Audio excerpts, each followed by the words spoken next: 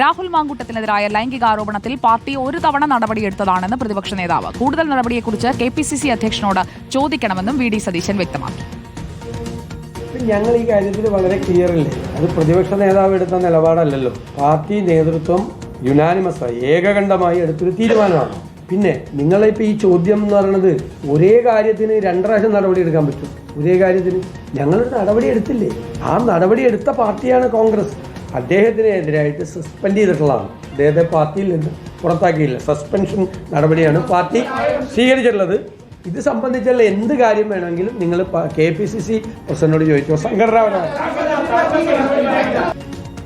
Party ചെയ്യേണ്ട കാര്യങ്ങൾ ചെയ്തിട്ടുണ്ടെന്നായിരുന്നു ഷാഫി പറമ്പലിന്റെ വിശദീകരണം. അതിനിടെ കോൺഗ്രസ് നേതൃത്വത്തിനെതിരെ രൂക്ഷ വിമർശനവുമായി യൂത്ത് കോൺഗ്രസ് സംസ്ഥാന general secretary Sajana B Sajan രംഗത്തെത്തി. അടിയന്തരമായി രാഹുലിനെ പ്രാഥമിക അംഗത്വത്തിൽ നിന്ന് പുറത്താക്കണമെന്നും പെൺകുട്ടികളുടെ മാനത്തിന് വിലയുണ്ടെന്ന് നേതൃത്വം മനസ്സിലാക്കണമെന്നും സജന ഫേസ്ബുക്കിൽ കുറിച്ചു.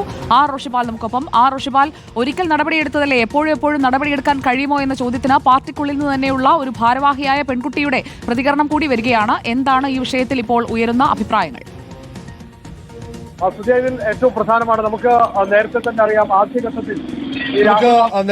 അറിയാം ആദ്യഘട്ടത്തിൽ ഈ രാഹുൽ മാങ്കൂട്ടത്തിനെതിരെ പ്രധാനപ്പെട്ട ശബ്ദങ്ങൾ ഉൾപ്പെടെ പുറത്തു വന്നപ്പോഴും ചില യൂത്ത് കോൺഗ്രസിന്റെ സംസ്ഥാന ഭാരവാഹികൾ പരസ്യമായി പ്രതികരണം രാഹുലിനെതിരെ എടുത്തതാണ്. അതിനപ്പുറത്തേക്ക് രാഹുൽ മാങ്കൂട്ടത്തെ സംഘടനയിൽ നിന്നും പുറത്താക്കണമെന്ന ഒരു ആവശ്യം കൂടി ഇപ്പോൾ ഉയരുകയാണ്.